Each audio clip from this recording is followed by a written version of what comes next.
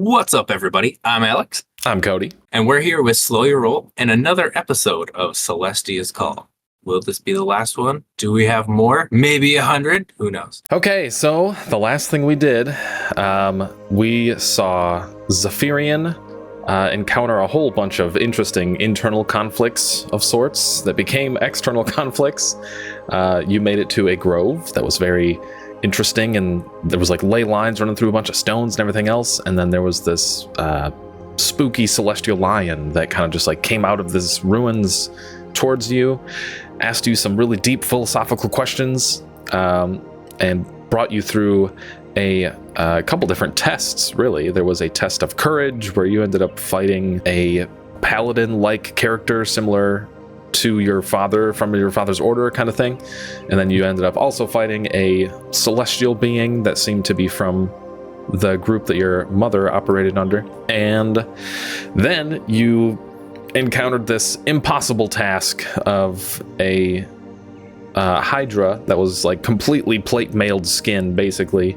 And it looked like an interesting mix of like the dichotomy of the paladin's order and the celestial's, appearance or whatever. So you kind of like did some cool mental stuff with that, and it should have worked out. It should have been perfect. Like you nailed all your checks and everything was perfect, and it just like wasn't a fair fight. Basically, this thing just appeared and it's just like, nope, you're dead, and it steps on you. And so it's like, it was kind of like your whole internal thing of, it's not enough, it'll never be enough. And then you heard your own mother's voice, and it was like, you got to do this. You can do this. And then you were surrounded by the aura of your dragonette, like some crazy creature, almost deity-like, like Susanoo from Naruto. And then basically you just rose up and you swiped this hydra away like it was nothing. And then you met and talked with your mother and father again. And they told you of a danger that is just a terrible danger that's looming, and a man named Archon Malachai, who is also pursuing the celestial artifact that you are after. And you learned that this whole fallen star situation is actually something that is very, like, incredibly powerful, and it holds like the power to even like change reality if someone gets a hold of it. And so basically you learned that Archon wants the thing, and that you can't allow that, because if you do, it's gonna be like the Thanos snap kind of situation. Who knows what'll happen, but it's not gonna be good. And then lastly, I guess maybe the most important part, because it leads us directly into what's happening next, is you did also find, or they gave you, a sigil of balance. So this is the thing that's supposed to protect you from the power and potential danger of the star's corruption.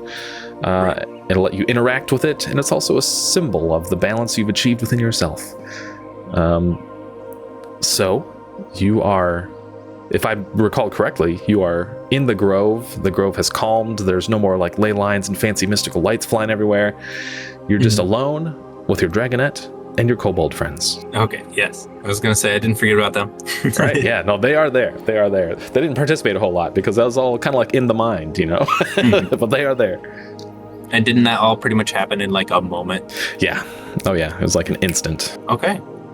So everything's settled down, and I'm going to go ahead and take a look at most of my resources. It seems like I'm mostly topped up, so I don't think we need to stop for anything.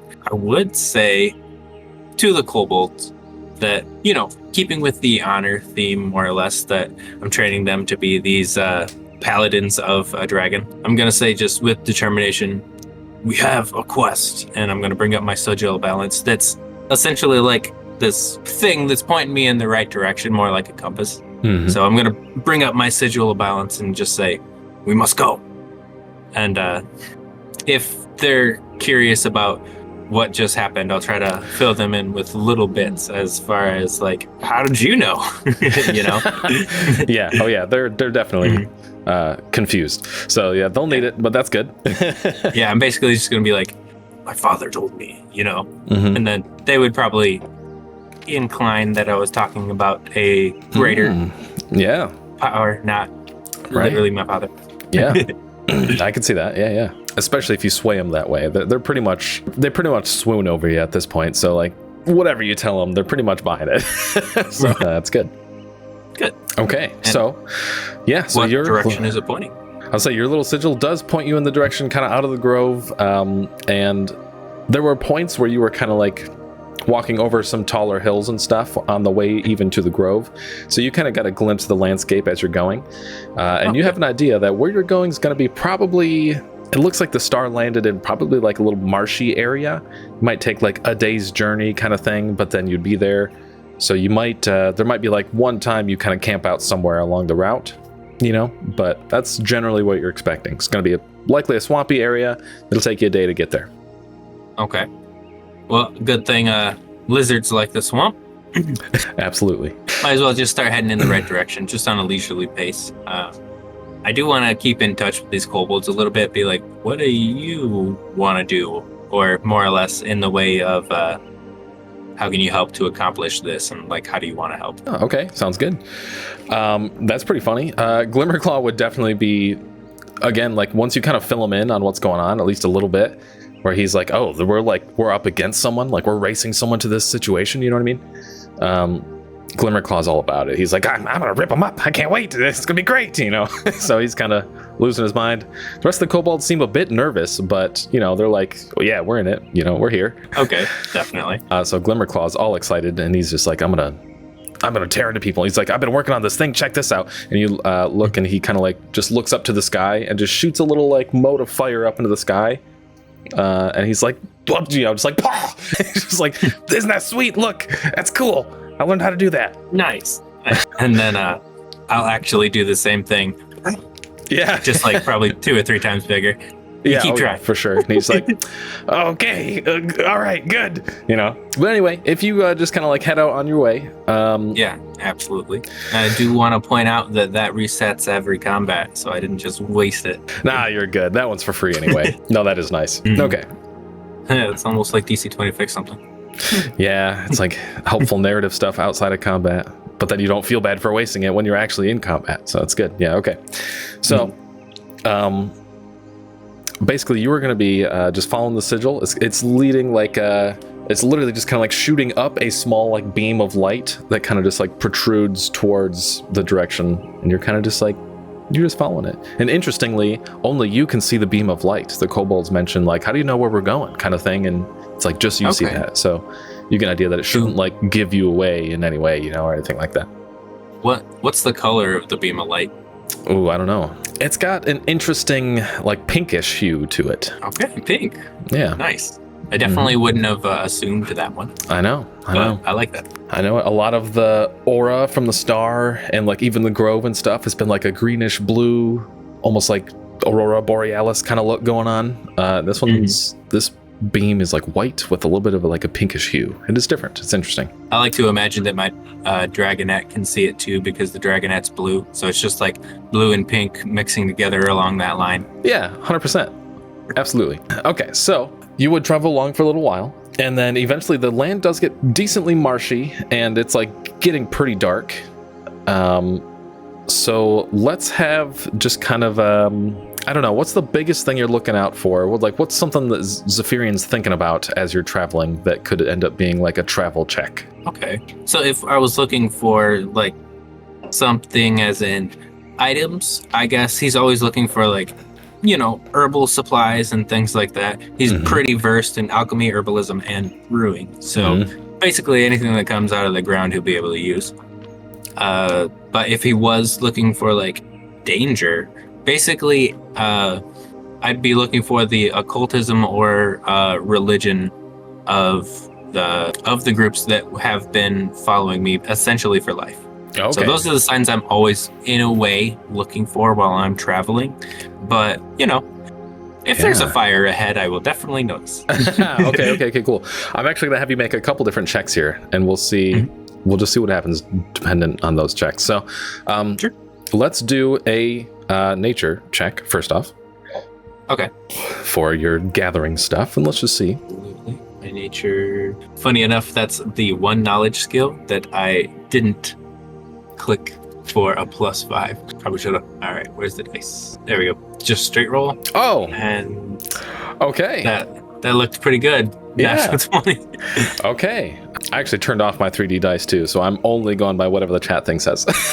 Yeah, I turned off the 3D dice because it was just confusing. It'd show like a 12 or something and be like 48. Okay, yes, like, okay, good. I totally agree. So, okay, so first off, you're going to find several things that you can actually craft things with even quickly. Like while you're traveling, you find like the perfect ingredients. So, we're going to give you a like healing potion that you can actually make on the road with the things you find. Excellent. I still have 3 tipsy healing potions too. Excellent. Good. So you're loaded up. That's perfect. In fact, I'll actually give 1 of the tipsy healing potions to each of the kobolds. Okay, smart. I like it. That'll be fun. They are smaller creatures, you know, it's gonna be... Okay, anyway. Okay, so yeah, you find stuff to make another healing potion, so that's perfect. And now let's go ahead and have you roll a check for occultism. Okay. See if you that notice... one actually has a pretty good bonus. See if you notice anything interesting, maybe even related to your enemy at this point. Definitely. I got a 13 plus 5, so 18. Solid, okay, perfect. We'll come back to that one. Let's go ahead and also have you roll a religion check to see, see if there's any obvious signs or feelings that you're being tracked by people. That one's much worse. 7 plus 5, 12, I think. Okay, 12. Yeah. Still not too bad. Okay. All right. So throughout your travels through the day, you do manage to find the stuff to make a potion, which is very convenient. You are going to see, like, kind of closer to as the day's wrapping up, you notice that the sun is down.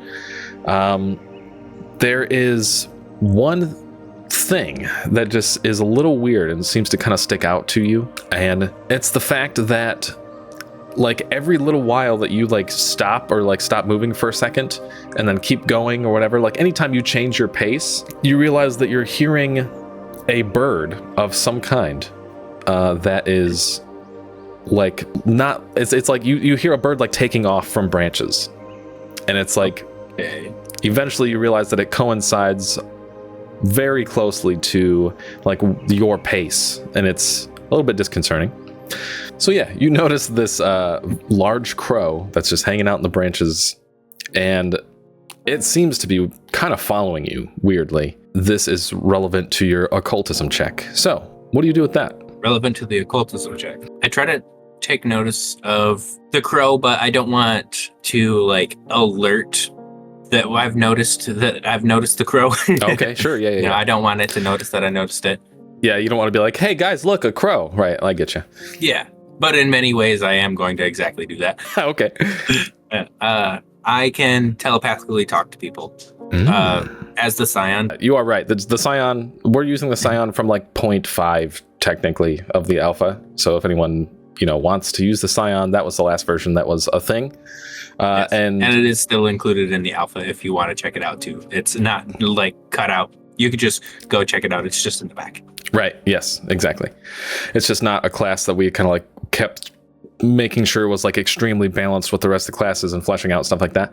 But, that will be something that comes in the future still too. So anyway, big disclaimer. Anyway, moving on. So yeah, you do notice the crow, and yes, you are able to speak telepathically. That's what we were saying. Okay. Yes. And I'm gonna alert them one at a time that we're being followed. And it seems like there's a familiar behind us. I'm just gonna take that guess, but I want to be as sure as I possibly can as far as like when I'm talking to them, so they don't doubt me at all. Yeah.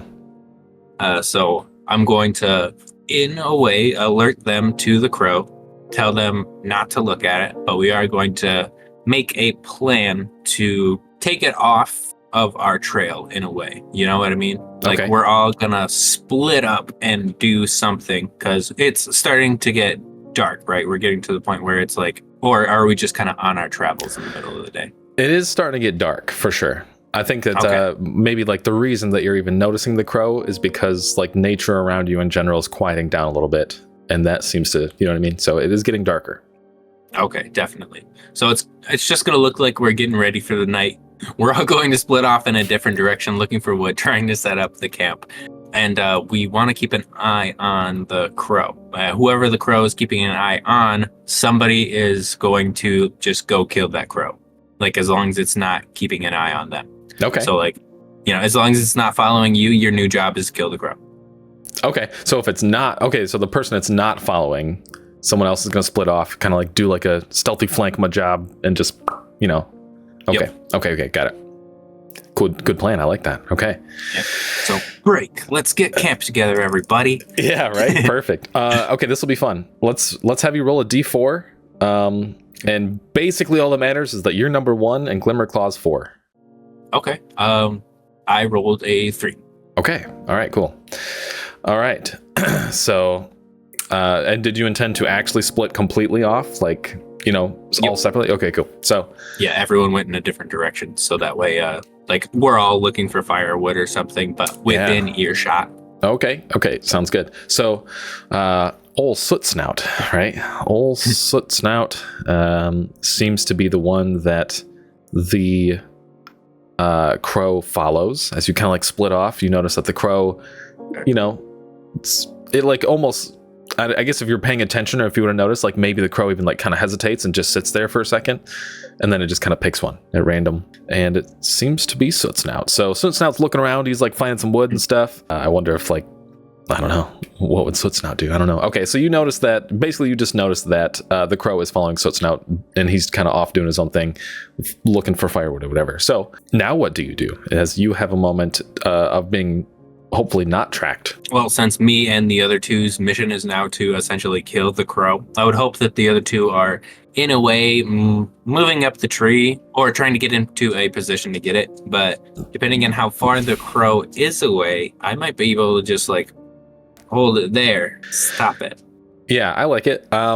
Let's we're going to turn this into a bit of a combat phase technically. So Okay. I will say that you are able to see the crow, and that you need to like probably move once to get to it, and then you could do something, even if it's with range stuff. So you might need to like move once and like actually burn an action point to do that kind of thing, but then you could probably do whatever you'd like. Definitely.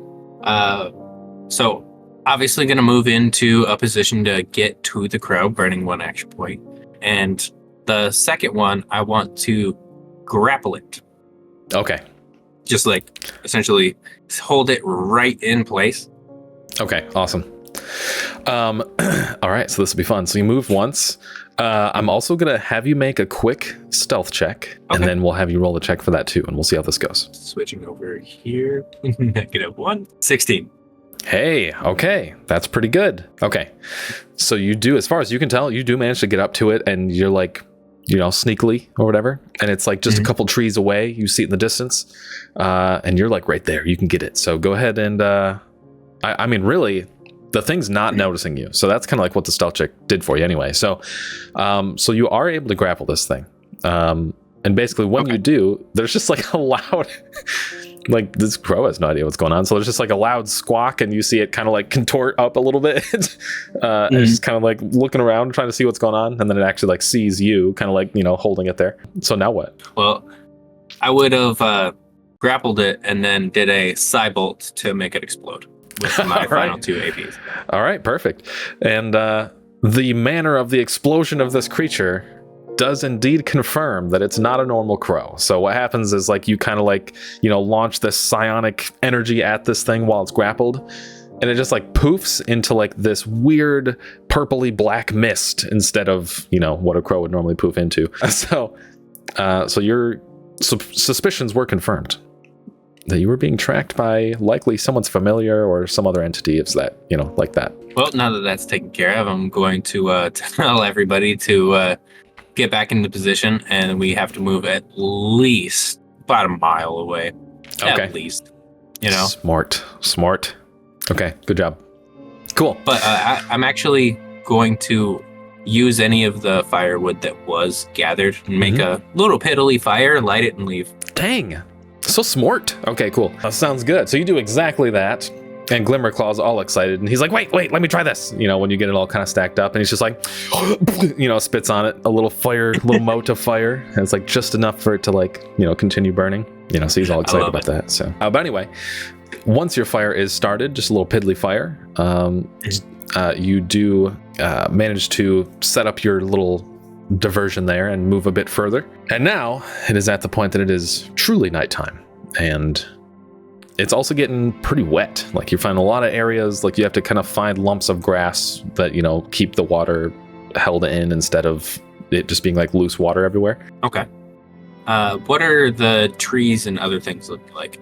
Are there any around her, or is it kind of like sparse now that it's warm? There are a lot of like shrubs, and the trees that are there, like everything is like interestingly circular looking, which is kind of funny. It's almost like everything looks like trimmed hedges. But yeah, there's a bunch of like smaller bushes and stuff that seem to thrive in this kind of wetlands area. But there's not really any tall or big trees necessarily. Okay. I was gonna try to set up a hammock of sorts with some of the supplies I got, but I don't think that would work. So maybe I should. There's some big enough bushes you could probably do it, and your hammock's just gonna be a little closer to the ground than you might like it to be, but it would work, I think. I don't want my butt to get wet. Fair enough. I'll probably chop down a couple of things just to make a bed or base that we can elevate slightly with. If it's a couple of bushes, I'd down on the ground before I start. Perfect. Easily done. You could definitely make that happen, especially with the help of your friends. So you do manage to do exactly that, and you've got yourself a decent little setup there. You've also found a spot, you know, naturally like you would. You found a spot that's like decently covered the best you can. There's like some overhanging brush and bushes and things like that, so you're not, you know, visibly just out in the open somewhere. So you find a decent little spot there. Okay, definitely. Now, when it comes to what we're looking for, I want to inform everybody that we need to, trying to think of how I want to say this. Okay, so the kobolds understand that we have an objective, but I'm not 100% sure if they understand what it is or why we're doing it. Sure. So I mean to tell them that the meteor that we're hunting down has a great amount of power around it, and we need to harness that. And that's a way that you guys will be able to better yourselves as well as myself. And it's the first step in becoming the... Do you remember that dragon's name? Pyrothrax. Pyrothrax. Okay. It's going to be the first step of becoming a paladin of Pyrothrax. Oh, man. They lose their mind. They're like, oh, this is it. This is what we've been living for our whole lives. We wandered the desert. It turns out we were in the wrong place the whole time. You know, they're just like, there's no like sense, there's no critical thinking happening here. They're like, you're right. Hopefully give them something to look for. Oh yeah, forward to. They're all excited. They're thrilled. All right, cool. Is there anything else you wanted to do to get ready for the night or anything like that? Or just kind of rest for the sake of avoiding exhaustion? Yeah, for the most part. I think we already skipped out on a rest not too long ago in that one town, so I don't want to push these guys away too far. Right, exactly. All right, perfect. Well, give me another D20 roll. It's just going to be a straight D20 as a bit of a fate roll. That's a 6. Okay. So you wake up in the morning, but the good news is you sleep through the night. Yeah, like, I thought the good news is that I woke up. yeah, well, there's that too, yes. You sleep through the night and you wake up, which is good. But the reason you wake up is because you hear like a couple twigs break in the distance, and it kind of like snaps you out of sleep for a second, you know what I mean? Right. I'll just leave it up to you. What do you do now? Mentally communicate to the 3 kobolds to get up and get ready, but I want to start peeking out and around. And I actually want to check something about my psionic abilities real quick to see if I can hear somebody thinking. I think I can just talk to them, but I might be able to. That would be interesting. Depending on what that is. Excuse me. Nope. It's basically just me with sending. I can't hear their mind. Okay. So that would be really good. So I was kind of expecting that probably wasn't a thing, but man, that'd be sweet. Yeah, that'd be awesome. Okay. Right. So just peeking out and around in our shrubbery abode. I'm going to be looking around to see if there's a person, monster, or if it's a challenge that we need to take on or leave. Okay, sounds good. So what do I see? First thing, let's get an awareness check. Oh, okay. Nice. That one's actually +5. I'm really sleepy, so I rolled a 2. +5. But... Yeah, I mean, hey, you've been through a lot. It is what it is, you know? You've been traveling a lot. You've been mentally challenged a lot. Okay, so you wake up with the snap of the twig. You mentally communicate to the kobolds, and you kind of like look around, and you hardly see a shadow in the distance behind some trees, and it moves kind of quickly, and then it is out of sight again for a moment, and It seemed... that's all you get. Okay. That's all you get. I'm sorry. Well, from what I got from that, I'm very certain. That's the shadow people. We need to run. And I'm going to express maybe a hurried intent to get these kobolds moving. Okay, all right. So the kobolds, like, even though you're communicating mentally, like, some of them actually even like look at you, and you're like, and they're kind of like, you see them kind of like start to scurry around a little bit, and they grab their stuff, and then you see one crow fly out from the shrubbery, and this crow just kind of like just slams right into Soot Snout, and as the crow like runs into Soot Snout, it just like poofs away in this mist, very similar to the one that you found earlier, but it leaves a nasty gash on Soot Snout's like chest area, so like it actually hurt him. Then he kind of like falls down, and like looks around and stuff like that, and you see like 5 to 10 more just like crows flying out from the shrubbery line, I guess. And then you finally see a creature there also. It looks just like a hooded person, kind of just like almost like flying out of the thing's sleeves. So now whatever happens next is probably going to be some sort of initiative roll. So what do you do next? I want to tell the kobolds to get behind me. I don't want them to take the brunt of anyone's attack, especially not a special attack. Right. Or a sneak attack. Right.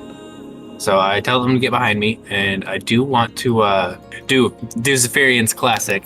I'm going to puff up my chest with the sorcery cantrip, and just do my whole, shtick where I glow. I elevate just a little bit with my wings. I have this presence, like demonic celestial. Like, how dare you? This kind of thing. Yeah. Just intimidating as I can possibly be. Okay. And then I'm not actually going to say anything. That's going to be like the start to my attack. I would look as intimidating as possible and charge. Okay, That's cool. what I want. Okay, so I'll let you pick either intimidation, or I'll let you roll like a spell check, because you're using all of your spell stuff to be intimidating. So either way, I'll let you do either for your initiative roll there. Okay. Let's see. I'll roll a spell check. It would be a little bit better for me. Okay. It probably wouldn't have mattered because I got an 18 plus spell check. I got 22. Nice. Okay, the DC for this encounter was 18, which is decently high. So good job. That's awesome. Okay. So basically, this person, right, you're going to see this creature that's just like, arms out, like releasing these crazy crows from like their sleeves and robe area. They're going to kind of like stop and like look over towards you, and you see them kind of like hunker down behind some cover instead of being out in the open. Like they seem to be, a bit intimidated by you authentically. So, but you do notice there's just like a few crows kind of just like flying around the area that you're in now. So generally the way this is going to work is you are going to act first. This creature, this thing is it'd be like zone 2 kind of thing. So you'd have to move once to be able, to be in like melee range, but you are in ranged attack range already. But yeah, it seems to be kind of just like hunkering down behind some shrubbery area, and then you see just a bunch of crows kind of like everywhere. They're always going to be a little bit of a threat, and you can always reach some if you want to try to like lessen their numbers, you know what I mean? So if you need any other description, let me know. We're going to run this one through to the mind a little bit. So okay. If we're starting first, mental communication after the get behind me and charge would end up being go for the birds, just to give them a goal. Yeah. Okay. And I'm going to let them do whatever they can do. I don't want to get in their way. Okay. But me, you said I'm in ranged attack range. Would that happen to be close enough range for my breath weapon? Yeah. I'd say so. Okay. Yep. So since you're communicating with the kobolds to kind of like tie up the crows, like, you hold that off, I'm going to take this guy for now or whatever. Yes. Basically, as long as that is the case, the crows and kobolds will like engage each other. They will be fine. You know what I mean? And like they're occupying each other kind of thing. Okay. Unless you end up changing that in any way, and that's fine if so. I don't think I'll have to. Okay. So, I read it completely to make sure I can do what I want to do. I do want to ask, how many action points do I have? Did I use one up in my charge? Oh, no. That was like a pre-combat situation thing, so that's fine. Okay. So I'm going to launch my elemental draconic breath weapon and set that bush on fire. I also have second breath. So not only am I going to do it once, I'm going to do it twice. Oh, so I'm going to burn that bush, and then I'm going to burn him. Okay. So the first thing, it's not like this bush is moving or anything like that, so you don't necessarily need to roll. So for your first like launch of your breath to burn the bush up, lands solidly and starts to burn, and you see the creature that's there kind of like jump off from behind it a little bit, and it's kind of like exposed a little bit there. And you're following up with another one to decimate the cover. Yes. I guess it should be a little bit more specific. My first breath weapon would be, I guess, in the size of a line or a cone, so that way I can like physically burn whatever's directly in front of that. And then the next one would be specifically aligned to him, or even the mortar that is just the one spot. Okay, I gotcha. Like, so you're burning the bush and you're hitting this guy. Like, you're not messing around. Yeah, so it's like for the first one, and then the second one is like, oh, that's so cool. All right, cool. It's like, man, I don't want to just make Naruto references all day, but I swear there's a scene where Sasuke does like a fire style jutsu where it's just like a ball and then just like, punches through it with another one with something else. Okay, anyway, that's what it reminds me of for sure. So, okay, sweet. So yeah, go ahead and roll to hit this nerd. And with my breath weapon, the one that's actually going to hit him, I can empower it with 1 mana point to increase the damage by 1. So instead of doing 2 draconic damage from my breath weapon, it'll do 3. Okay, sweet. Let's do it. Okay, so I just got to make a spell check to hit. Makes sense. Okay, cool. Sorry, I get a little off track sometimes. So I empowered that strike. It's 3. It's a critical hit. Oh my gosh. Okay, so you also cleared the PD by 1. So it's 3 by default, plus the 1 because it's a heavy hit, plus 2 because it's a crit. So you're doing six damage just outright to this guy. Oh, that's sick. Okay, so basically your first shot kind of just like blows apart the bush. Your second shot blows through the rest of your lingering breath that's there, and just like you see it just slam into this dude.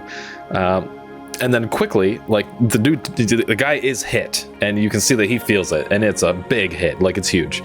It actually like knocks him back towards the ground, but by the time he is about to hit the ground, he vanishes in the same purple mist, and you see him actually reappear in the spot of one of the crows, and just like lands on the ground, but he's still very much injured. It looks like he took the full, damage of that. That is awesome, dude. So now we'll say he's even within like zone 1 range at this point. So now you, the kobolds, this guy, and all the crows are just in a mess of like a clump of, intimate combat now. Okay. So was there anything else that you had for action points? Nope. It was movement, breath weapon, and then breath weapon that didn't want to be disadvantaged, so it was 4. Okay, all right. So for the sake of just representing the nasty intimacy of this melee combat now, flanking is going to be applied for like everything all the time. So there's going to be like a +2 to every roll, basically. Absolutely.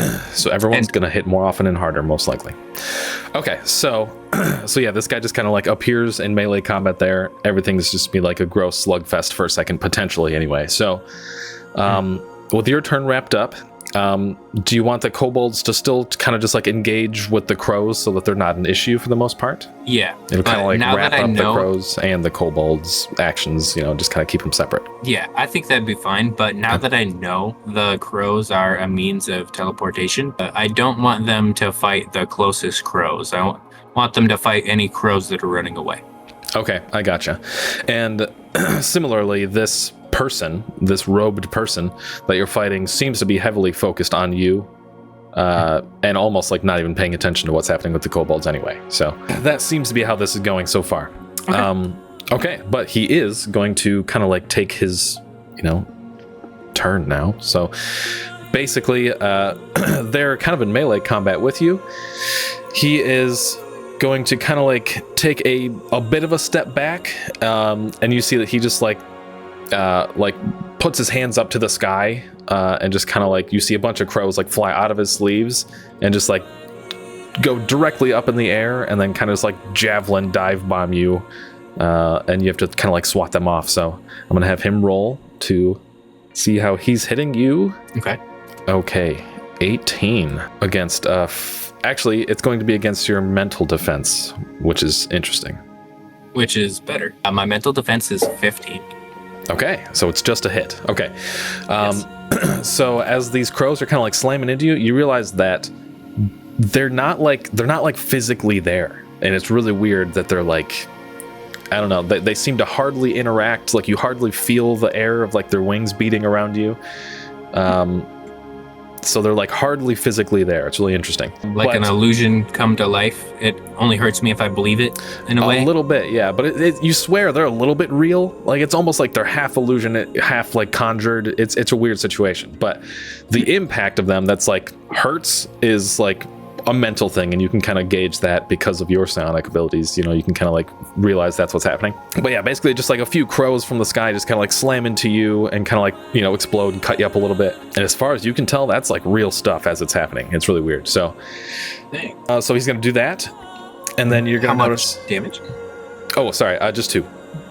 Okay, cool. 2 damage, and then as you're fixing that up, you're gonna notice that he kind of just like throws some more crows out to the side, like in a further away area, you know what I mean, like more of like the zone 2 and even zone 3 areas, kind of farther from the fight. He just kind of like throws them out in the air around him. But for now, he's also going to have some of those crows kind of like almost like not wrap around him, but like fly around him in almost like an aura of sorts, that seem to be kind of protecting him a little bit. Okay.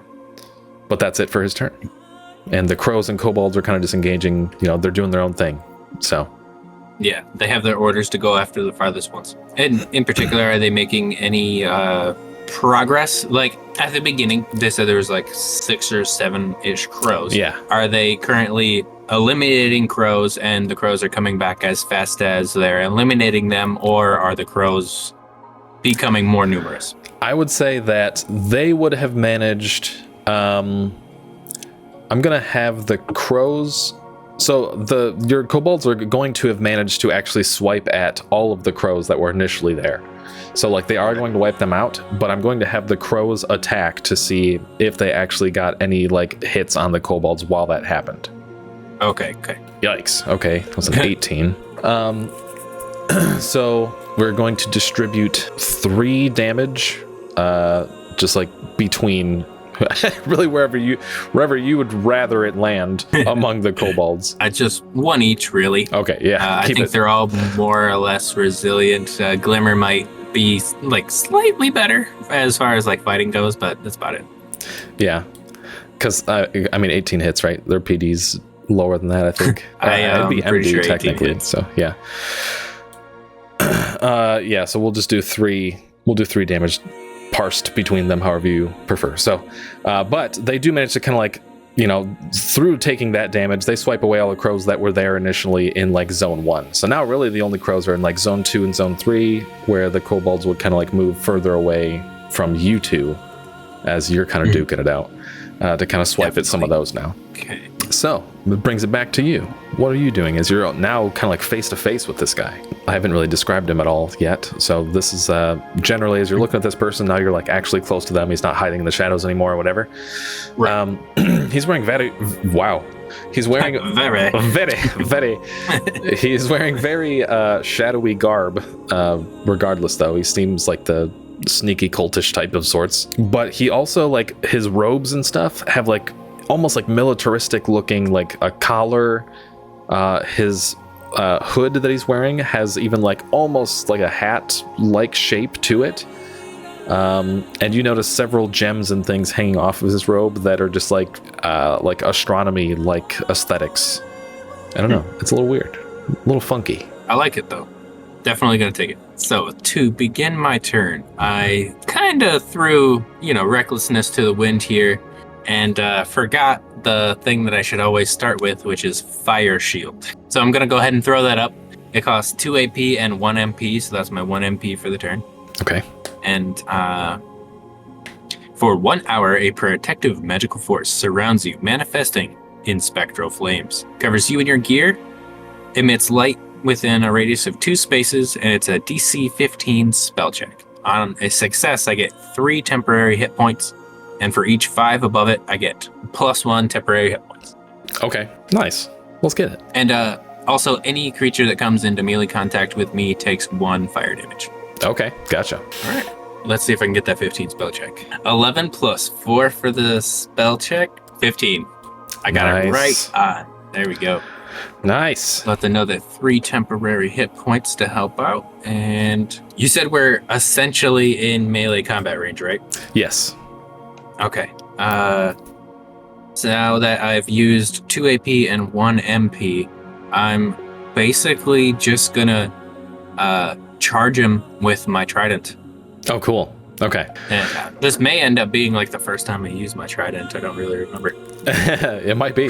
You carry it with you often, but this is the time. I mean, someone's right in your face, so. I'd like to say that since it hasn't been brought up yet, it's not entirely visible. I just throw out my robe, pull out this trident, and just like slam it on the ground. And somehow the thing just keeps extending out like it was in my pocket. Yeah. Yeah, exactly. Pocket staff trident. Yeah. So I grab my trident out and I thrust it towards him. Very cool. Very cool. This weapon is actually versatile, so it can be used with 1 or 2 hands. And Yes. when you wield it with 2 hands, you deal an extra 1 damage. Mm-hmm. So I'm going to wield it with 2 hands, thrusting that straight into his chest. And since I have 2 AP left, and I'm not 100% sure if my fire shield would count as an attack, I want to empower it to make sure it has advantage. But if it has disadvantage currently, I want to make sure it's a straight roll. Oh, I gotcha. I mean, the trident attack or the fire shield thing? So the fire shield was first, and I got that out of the way. But does the trident attack have disadvantage because I already did ace? No, because it was like a spell check and a normal attack check, so you're good. They're not actually the same check. Okay, awesome. So I'm going to actually make sure I have advantage on the 2-handed trident attack and shove that straight in his chest. All right. You do have a bit of an aura of crows to push through as well, but let's see how this roll does. He's got an aura of fire to deal with. Yeah, exactly. It's actually awesome. Who wins, crows or fire? Oh man, I rolled a 10 and a 9.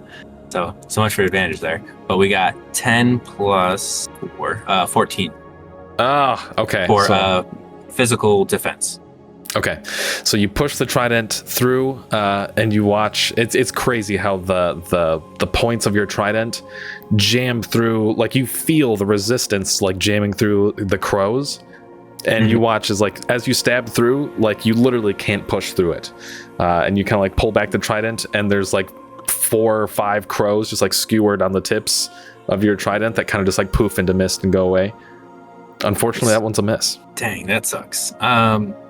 Since I'm just going to read Fire Shield really quick. If a creature hits you with a melee attack while you have temporary HP, the creature takes 1 fire damage for each temp HP it consumes. So I have 3 temporary HP, and I can deal out 3 fire damage whenever it hits me. Yeah, if and when he hits you, right? Yep, I just Cool. figured I'd put that out there for the cool. what it's going to do. And if it applies to the crows or specifically him. Sounds good. Sorry, I heard the train. I was like, what is that? Okay. It's a whistle. Yeah. Tornado. Okay, so dang. Okay, so he's gonna kind of look at you, and he's gives you kind of like a crap-eaten grin. So I'm gonna say like most of his face is actually wrapped up, except for he's got like a Batman thing going on. So like his mouth is kind of hanging out, but like the rest of his face is kind of like wrapped up, so you can't really see what's going on. He's just got like some stubble on his chin, and you see him, just crap-eaten grin that his aura of crows worked to defend him, basically. Sucker. Right, yeah. And then he is going to kind of just like, you see him reach through like violently. You hardly even see it happen, but there's just like a large obsidian-like dagger that kind of like plunges through the aura of the crows there in front of him. And he's going to try to directly attack you that way. And he's going to spend some stuff to make it hurt a little more, possibly. So let's see how he does with that. Right, bring it on, buddy. Right. Okay, only a 14. This Not one is terrible. This one is physical defense. That is still a heavy hit for me. Okay. Wait, I forgot that he's spending points for advantage. And it's the exact same. Okay, cool. It makes it easy. Okay, so he's going to hilarious. plunge through, and it would be normally 2 damage. So if it's a heavy hit, then it's going to be 3 damage. Definitely. As That he- takes all of my fire shield away, and for every hit point of temporary HP that he takes away, he should take for himself. Yes. Okay. So he like jams through his aura into yours, and almost you see him immediately. He actually like kind of drops his dagger as like his arm is just like burned like terribly and scathed up his arm, kind of like even into his aura a bit. And it's actually going to like shred away the rest of the crows, making his defensive aura. So he's kind of like back to normal now. So he took some damage, and it got rid of his extra defenses there. Perfect. That sounded a little bit too good, so I was just reading over Fire Shield one more time, and I'm like, yeah, that's the spell. Yeah, no, that's correct. Yeah, that's awesome.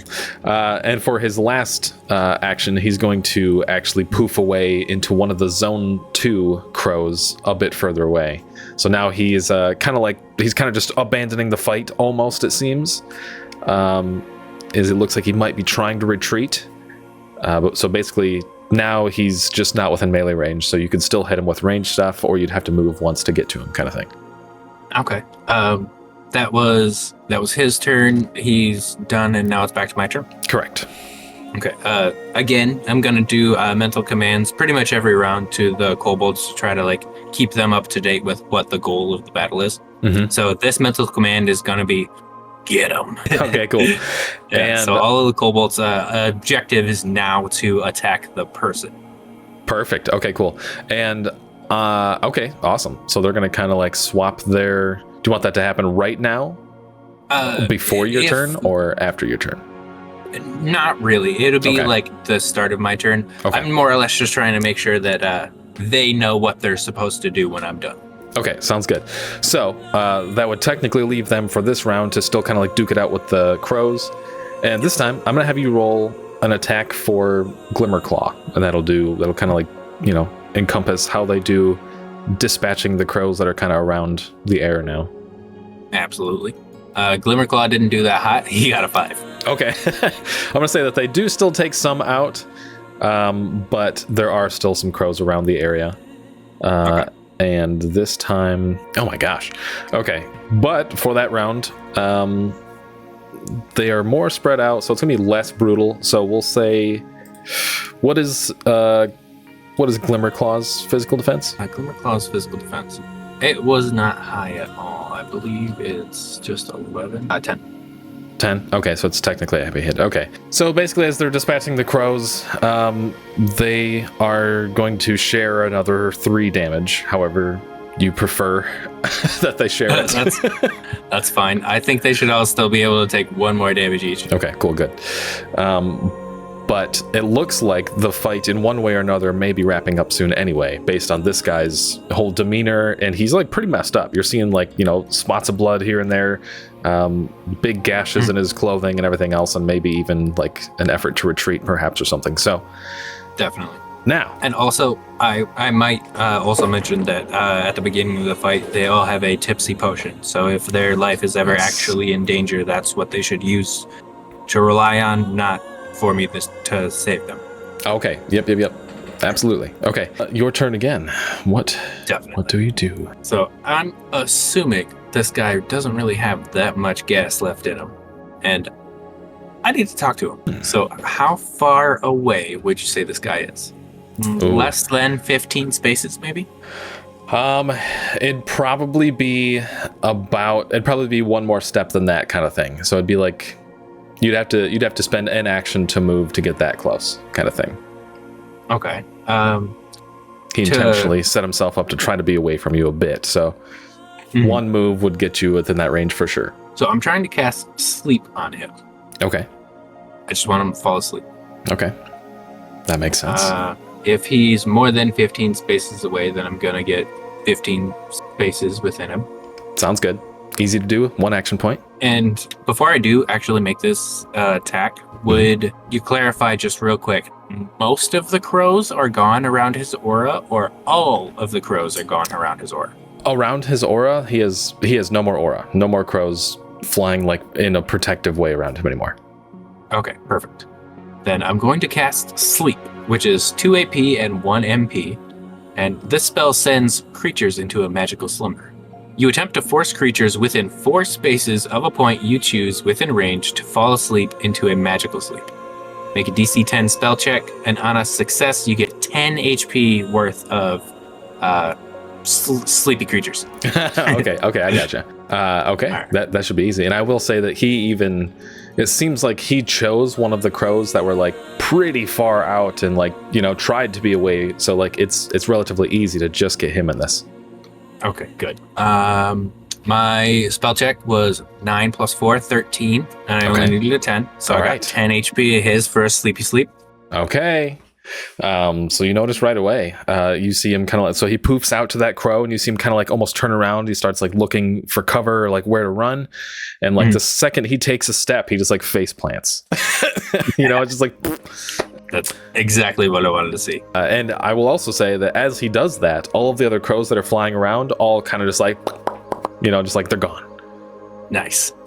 They all poof. So, you see your kobolds like taking a few swings and like, they're gone. Good. All right, everybody, group up. We got something to do. And get all the kobolds together. Always tie up the prisoner. Yeah, of course. And how hurt are these kobolds? Could I possibly think I have? Okay, never mind. I thought I had like a healing kit or something so they didn't have to waste their potions. But, I might honestly just tell them to drink their tipsy potions. Because they don't have that much health and they're probably getting pretty goddamn close. Yeah, I would say so too. All right. But definitely going to tell everybody to drink up.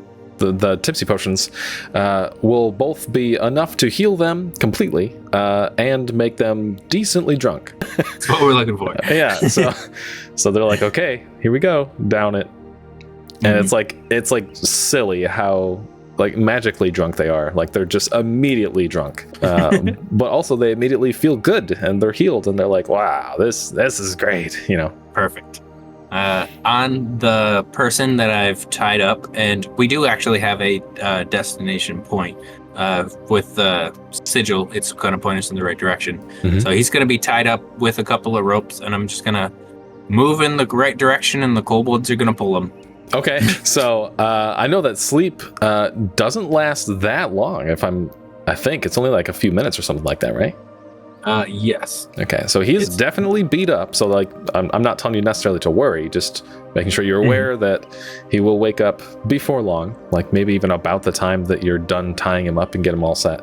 But he's also he's beat up real bad, so he's probably not gonna do anything crazy or try to fight back, especially if he realizes that he can't. Okay. Well, then I might end up not trying to pull him along with me, especially if he's gonna wake up actually in 1 minute. The duration of the spell is 1 minute. Okay, that's what I thought. So yeah, it's pretty much like as soon as you finish like tying him up to the point that you are like feeling good about it, he's gonna kind of wake back up right then. So perfect.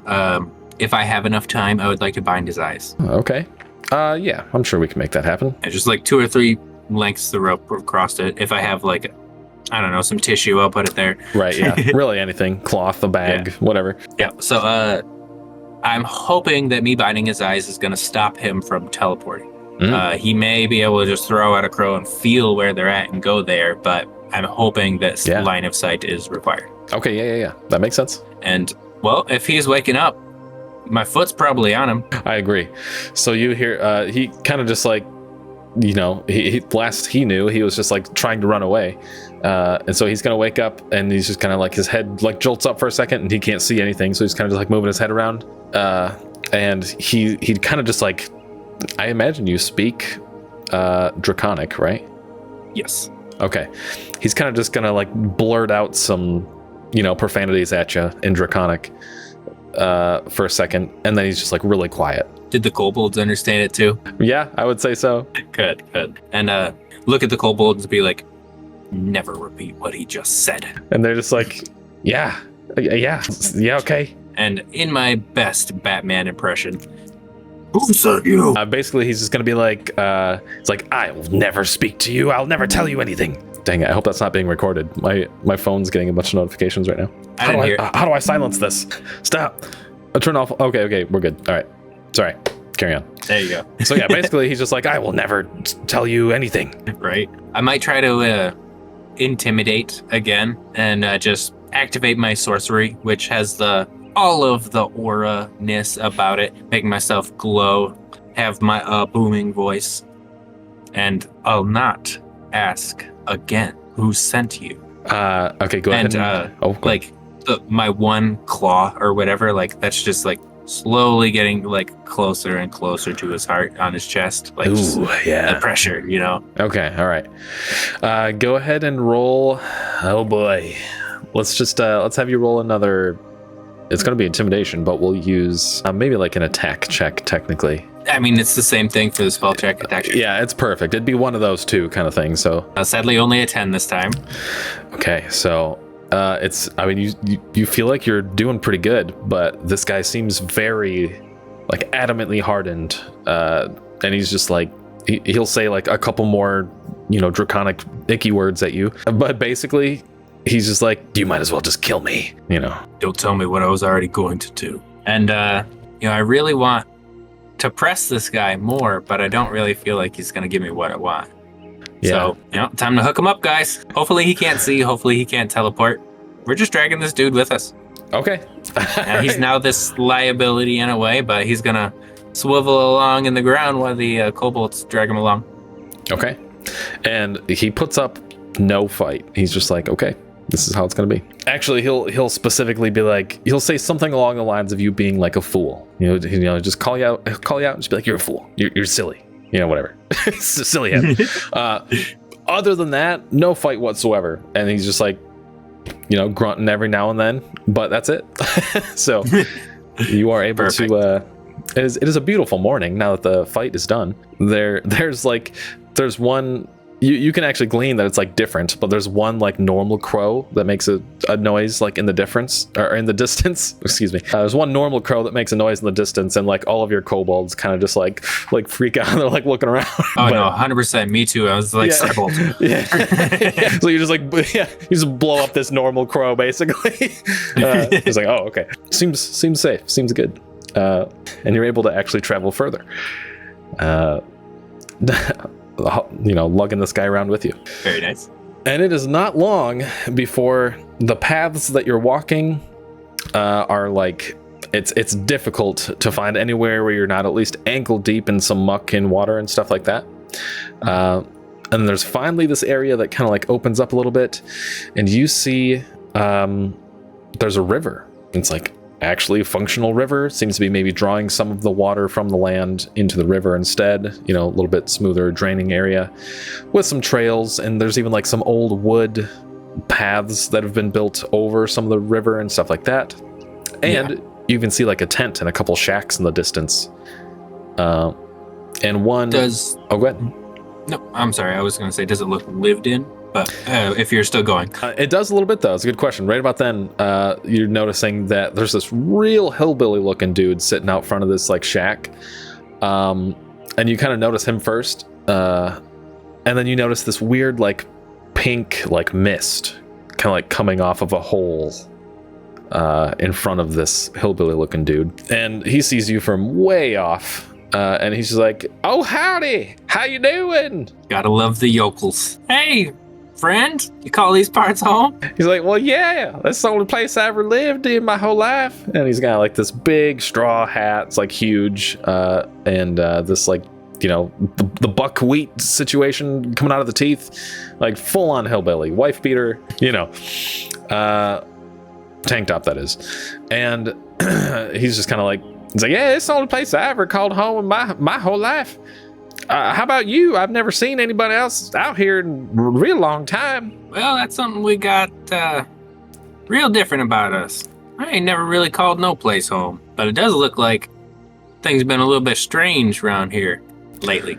Oh yeah, things are real weird. This big rock right here is all glowy. And right about now, you see this just like shard of like radiant energy blow through this guy's shack and just like pierce him straight through the chest.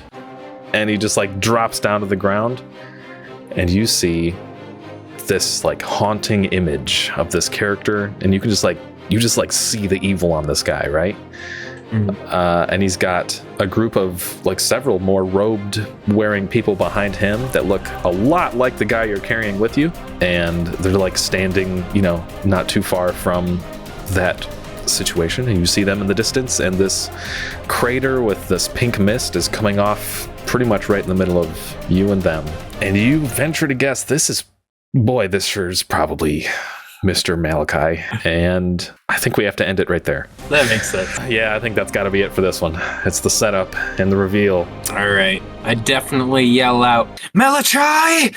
That's not my name. My name's... No, I'm just kidding. So yeah, we'll end it right there. And the next session, we will pick up and see what happens with the goal that is possibly right between you and the enemy.